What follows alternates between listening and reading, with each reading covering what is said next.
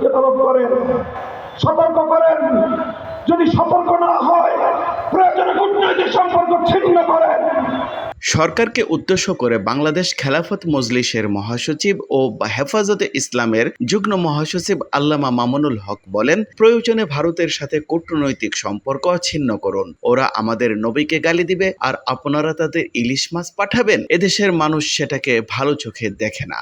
বাংলাদেশের সরকারকে বলবো, ওদিকে তারা রাষ্ট্রীয়ভাবে সরকারি উদ্যোগে আমার নবীর ইজ্জতের উপর আঘাত হানবে, আর আপনারা ইলিশ মাছের রপ্তানি করবেন। এই প্রেম প্রীতি বাংলাদেশের মানুষের চোখে ভালো লাগে না। বলবেন রপ্তানি করি বৈদেশিক মুদ্রা আমদানি করবার জন্য, আমরা বলি আমার নবীর ইজ্জতের উপর আঘাতকারীদের সঙ্গে ব্যবসা করে বৈদেশিক মুদ্রা আমদানি করবার প্রয়োজন নয়।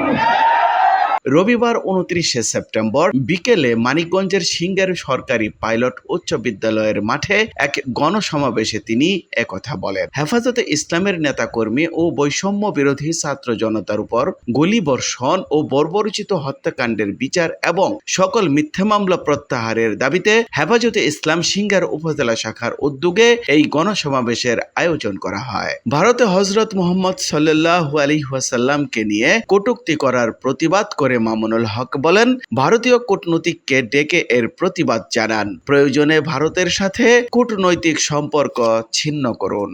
আমরা দেখছি পার্শ্ববর্তী দেশ ভারতে 2 দিন পর পর আমাদের প্রিয় নবীজিকে নিয়ে কটূক্তি করা হচ্ছে।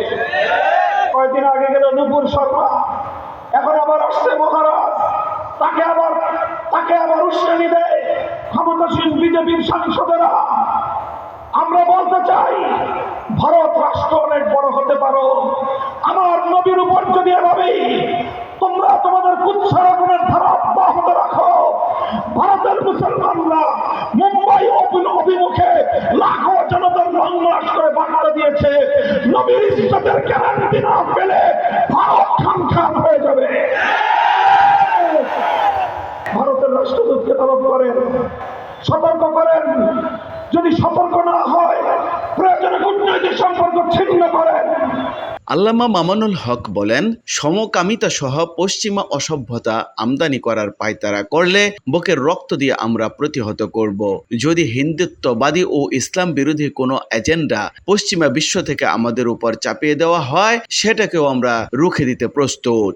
এই সময়ে স্পষ্ট কয়েকটি কথা বলতে চাই। 1 নম্বর কথা হলো এই, বিগত সরকারের দোসরেরা তারা চেষ্টা করেছিল বাংলাদেশের শিক্ষা ব্যবস্থাকে হিন্দুত্ববাদে পরিচালিত করে হিন্দুত্ববাদী আগামী একটি প্রজন্ম গড়ে তুলতে। এদেশের মানুষ বুকের রক্ত দিয়ে সেই ষড়যন্ত্রকে মোকাবেলা করেছে।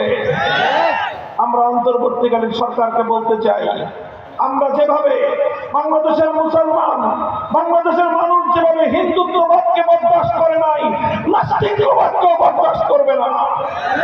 শিক্ষা ব্যবস্থায় নাস্তিকবাদ প্রতিষ্ঠা করবার যে কোনো পায়তারা, যে কোনো মূল্যে আমরা রুখে দাঁড়াবো।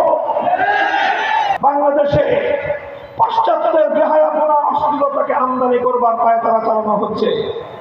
আন্তর্জাতিক মানবতা বিরোধী যে আইন, সেই আইনে সংস্কারের প্রস্তাব এনে ট্রান্সজেন্ডারের নামে সমকামিতা আমদানি করবার দুরভিসন্ধি চলছে। 2 নম্বর, ম্যারিটারিয়াল রেপ নামে, বৈবাহিক ধর্ষণ নামে ঘরে ঘরে আল্লাহ প্রদত্ত স্ত্রীর উপর স্বামীর অধিকারকে ভুলুণ্ঠিত করবার পায়তারা চলছে। জোরপূর্বক গর্ভধারণকে মানবতা বিরোধী অপরাধ বলে আখ্যায়িত করে আল্লাহ রাব্বুল আলামিন প্রদত্ত স্বামী স্ত্রীর সোনার সংসারে স্বামীর কর্তৃত্বকে চ্যালেঞ্জ করে স্বয়ং আল্লাহর বিরুদ্ধে চ্যালেঞ্জ ঘোষণা করবার পায়তারা চলছে বাংলাদেশে। হেফাজতে ইসলামের যুগ্ম মহাসচিব খালিদ সাইফুল আইয়ুবীর সভাপতিত্বে গণসমাবেশে প্রধান অতিথির বক্তব্য রাখেন হেফাজতে ইসলামের মহাসচিব আল্লামা সাজিদুর রহমান। বিশেষ অতিথির বক্তব্য দেন হেফাজতে ইসলামের নায়েবে আমির মাওলানা মহিউদ্দিন রাব্বানী, মুফতি নাজমুল হাসান কাশিমি ও সিনিয়র যুগ্ম মহাসচিব মাওলানা জুনায়েদ আল হাবিবি।